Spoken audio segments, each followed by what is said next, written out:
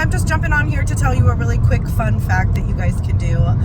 This is about setting boundaries with your kiddos. While I know that sometimes you are unable to kind of, follow through with certain things, obviously time bound, those types of things, you definitely need to, pick your battles. But this is about really making sure that you are setting that boundary and following through with it. So I'm going to give you a quick example. I was in with a client and he wanted me to leave him alone. And by doing that, he was telling me just by turning his back. And I just hung out there because I knew he was able to tell me that he wanted me to leave.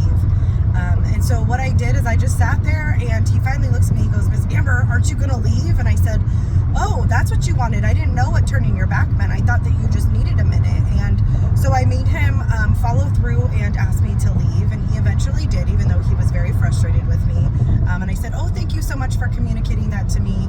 And I ended up leaving the room and gave him space. But really, it's about making sure that if they're using their language and communication, even in those times of dysregulation, and making sure that you're following through. If you set that demand or direction, that you are able to follow through with it, because otherwise you're inadvertently reinforcing the inappropriate behavior.